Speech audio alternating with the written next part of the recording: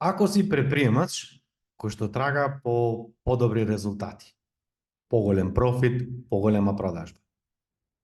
Ако си предприемач кој што трага по начин како да добие повеќе слободно време, да ги унапреди процесите, да ги намали грешките, да испорачува подобар резултат. Буквално, оваа подкаст епизода е наменета за тебе. 2014 година бев на еден тренинг во Белград. И како што имав по обичај, а тоа ми прејде и во навика, секогаш кога одам во друг град, прво нешто кое го посетувам се книжарниците. Од 1997 година до 2005 бев собственик на аудио-видео центар за сервисирање на електронски уреди, радија, телевизија, радија, телевизори, уреди, чуда. И во тој период секогаш имавме проблем со недостаток на недоволно литература, шеми и останато. И често, еднаш, два пати месечно, знаев да одам до Ниш, до Белград и да купувам литература. И тоа ми остана навика. И сега, додека зборувам, се сетив кога еднаш со еден од моите вработени бевме во Ниш да купиме книги и литература. И бидејќи изнакупивме толку многу што не ни береше по најлони и по торби, и купивме една торба војничка, ако се сеќавате, оние зелените, големите. И на граница ни вели цариникот, што имате да пријавите, викаме ништо. Како бе ништо, вика, што има во оваа торбата? Викаме книги. Отвори да видам, знаеш, он као со неверување, книга ќе ми кажа мене, они, нели? И отвараме ние торбата и гледа човекот и почна да се крсти и вика, ова е прв пат да видам некој да пренесува книги. И ни даде, како сега се сеќавам, 1000 динари. Вика, еве да пиете кафе од мене, вика, ова е нешто прв пат у животот што гледам и можеби последно. И ден денес, кога и да одам, нели, обавезно посетувам книжарници. И 2014 во Белград, како гледам по полиците, ја догледувам книгата Кајзен и како по правило никогаш не штедам на книги и на литература, обавезно си ја купив. Зборот Кајзен ми беше познат, знам дека нешто околу континуирани промени, подобрување и останато. Малку имав прочитано, но не пронајдов книга во која што толку добро е образложено како тоа е применливо буквално во секој сегмент во нашиот бизнис, во нашиот личен живот, и во продуктивност, и во продажба, и во производство и останати сегменти. И слободно можам да кажам дека буквално оваа книга е одговорна за мојот напредок и за сето она што сум го постигнал во животот и во смисла на бизнис и постигнување лично, но мислам, и не само што мислам, туку длабоко сум убеден дека индиректно оваа книга влијаеше и на постигнувањето на резултатите на луѓето со кои што соработувам. Сега, што е разликата и доколку ја немаш купено оваа книга, обавезно пронајди. Авторот е Масаки Имаи и буквално нема да зажалиш за оваа книга. На што се должи и што е разликата помеѓу западничкиот начин на водење, живот и бизнис и на источниот или на конкретно во овој случај на јапонскиот. Сите ние знаеме на што се базира западната, да кажем, западниот мајндсет, се базира на потрошувачки, на его ситуација и знаеме дека се сведува на побрзо, повеќе, споредувања, чиф е поголем, чиф е подолг, кој има повеќе, кој што има, да не ме сватиш погрешно. Мислев на чиф бизнис е поголем, кој вози поубав автомобил, кој бил на подобар одмор, каде бил подалеку, колку има број на вработени, колкав му е објектот, колку има машини, алати и постојано се споредуваме. И уште еден проблем со западњачкиот начин кој што веќе длабоко навлегува во нашиот живот и мислам дека топарва генерации кои што ќе доаѓаат ќе имат уште поголем проблем од овој сега што го имаме, тоа е одвојување од себе и споредување со други и живот цел живот со незадоволство, оти секогаш кога се споредуваме со други, секогаш ќе пронајдеме подобри. Но поентата со јапонскиот начин е конкретно анализа и подобрување секојдневно на мали подобрувања во процеси, а не во цели. Западњачкиот систем се фокусира на постигнување резултати. Или тоа би значело, еве ви машини, еве ви алати, еве ви возила, еве ви буџет, еве ви не знам што, супер, постигни, работај, труди се, ајде повеќе, ајде побрзо, остани подолго, остани повеќе, труди се, запни. Значи, базирано на постигнување на резултат, не е битно на кој начин се постигнува. А јапонскиот начин се базира на подобрување на процесите. Сега, за да не ти звучи ова само како теорија, ќе ти го образложам со еден пример, или повеќе, како сакаш. Значи, еве, најпросто. Секој човек сака подобар живот. Што и да значи успех за него. Повеќе пари, поголема заработка, поголем промет, повеќе број на вработени, поголема компанија, повеќе машини, повеќе алати, поголем објект, што и да е. Значи, сите нешто сакаат повеќе. Од друга страна, ако зборуваме сега за приватниот живот, сите ние, нели, донесуваме одлуки, буквално малтене секој ден. Од утре почнувам со диета, од утре почнувам со штедење, од утре почнувам со буџетирање, од утре почнувам со здрав живот, од утре почнувам со фитнес, од утре почнувам да станувам рано, значи, не знам, 1000 одлуки носиме, нели?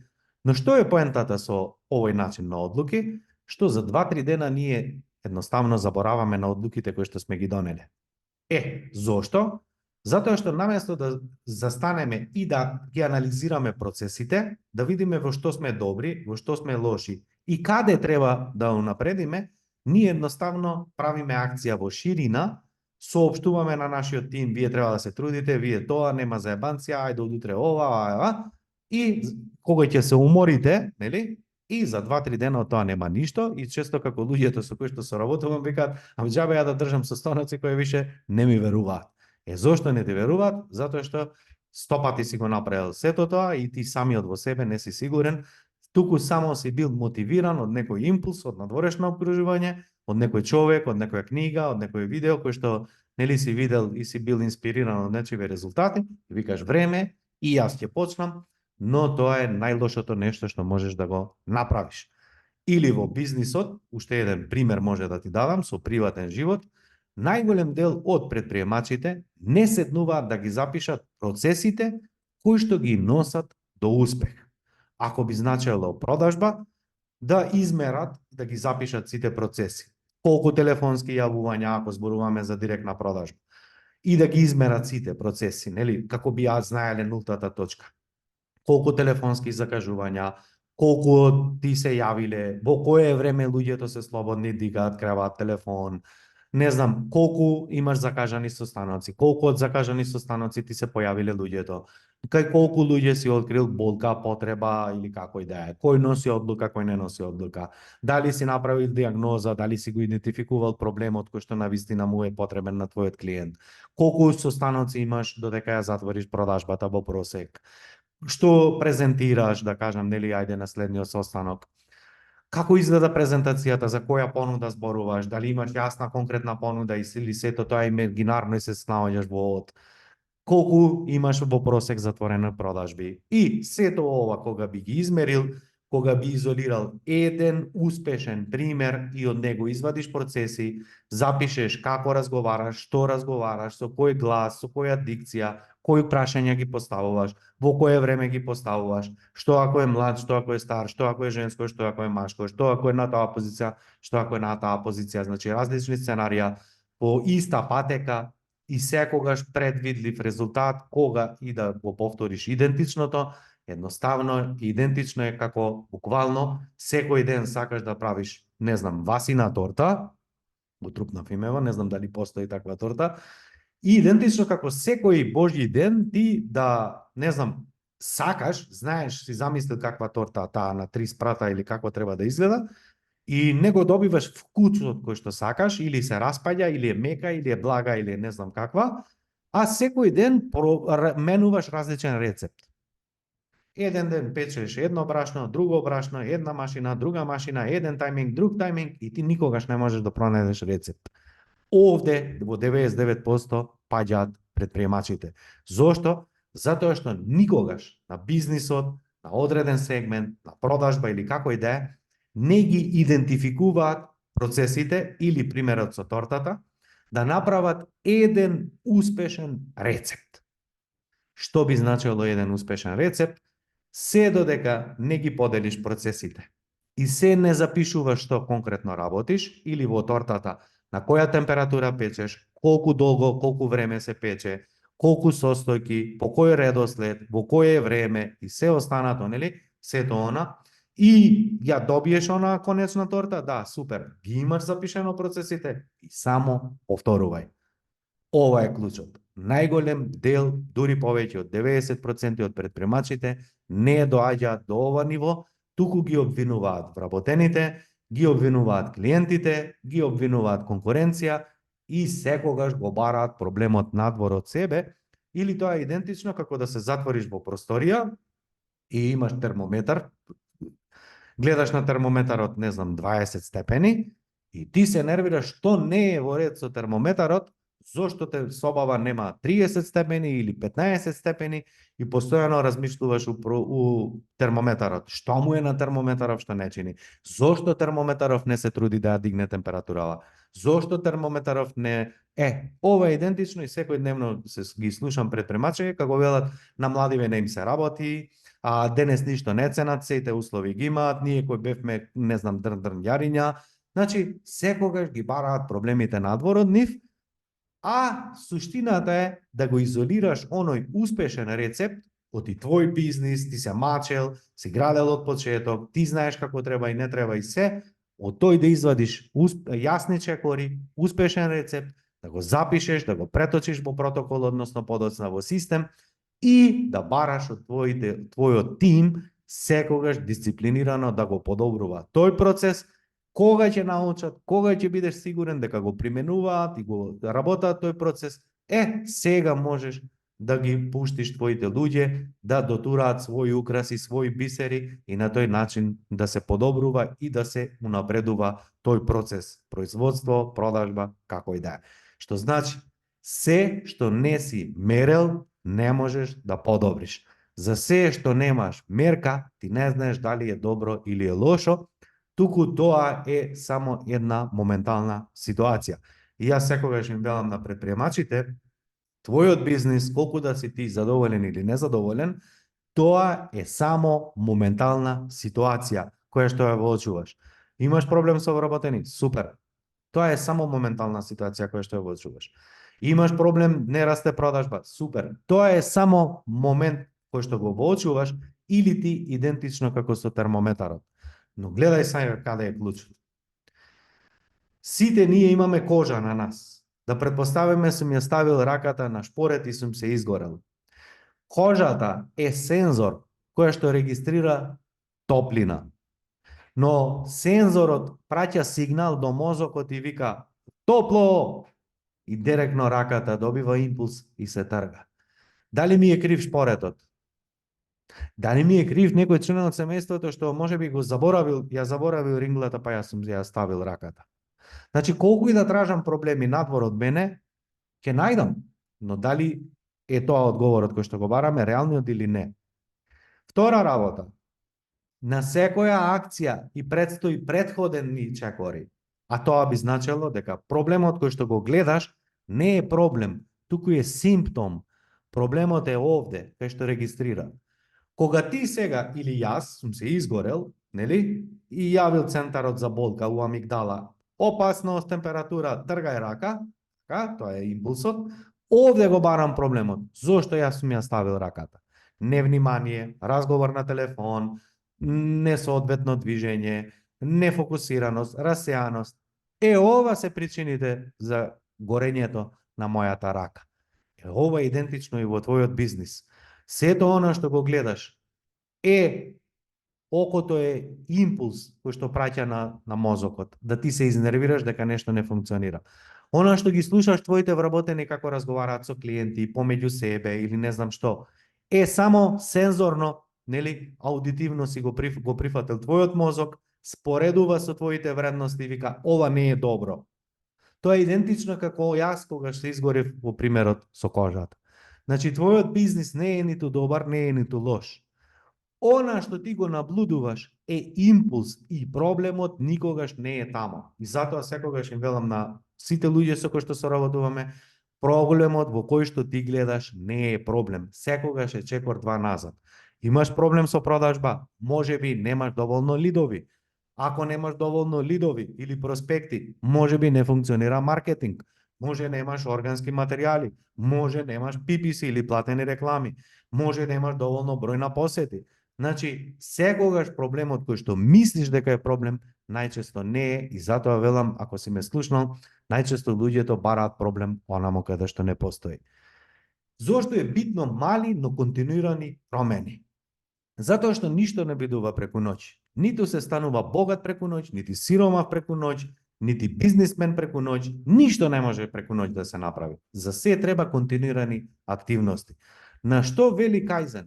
Откако ќе измериш, откако ќе ги идентификуваш процесите, секој дневна мала континуирана промена. Или ти во превод, ако твоја одлука била да почнеш да стануваш од 5 часот, и ако се вратиш назад чекори, оти утре кој ќе станеш во 5 и заутре во 5 и веќе си се заморил, не е проблемот ти што не можеш да станеш во 5, туку може би ти е проблемот што легнуваш во 12 или во 1. А барај го проблемот на назад. Што се должи, на што се должи Кајзен? Па не мораш ако до вчера си станувал во 7, сега да почнеш во 5. Си станувал во 7, утре намести го стани 5 до 7. Заутре стани 10 до 7. Позаутре стани 15 до 7. За другата недела у 6,5. Другата недела во 6. Наредниот месец во 6, не знам, во 5,5. Па дојди до таа цел по 2 месеци, но на тој начин ќе имаш време да ги идентификуваш процесите, да видиш зошто заглавуваш навечер, да видиш што ти се случува во обкружувањето, како би знаел дека таа цел ти ќе ја постигнеш. А не, ја не можам да станам, и таков сум ја, што да преш, сакам да поспијам, не, нема такви луѓе. Само има навики кои што се бараат време да се променат. Значи, ако зборуваме за, конкретно еве да кажеме за продажба, секоја продажба е идентична и секоја продажба е составена од чекори. Што имаш прва во диагноза, што имаш во понуда, што имаш во затварање. Значи, кога ќе ги изолираш твоите процеси, кога ќе пронајдеш кој лик, односно кој тип, кој човек од од продажбата, од продажниот тим, во што е добро, во што треба да се унапреди, изолирај само еден сегмент и секој дневно да се подобрува во тој дел.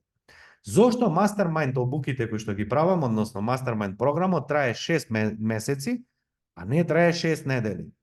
Затоа што мене убаво ми е да ти ги земам ја парите и да те охрабрам, но длабоко во себе знам дека на човек му треба време за да свати, време за да ги промени верувањата, време да му се интегрира со него целата таа промена, време за активности, време за пресложување на верувањата и време да постигне резултат. И затоа Мастермајндот би можел да трае теоретски и 6 недели, но трае 6 месеци. Зошто? Затоа што на почеток луѓето доаѓаат со надеж и со куп проблеми. Додека сватат за што се работи, додека видат кој е реалниот и правилниот начин, додека изолираат каде заглавуваат, додека почнат нешто да применат и се охрабрат, потребно е време.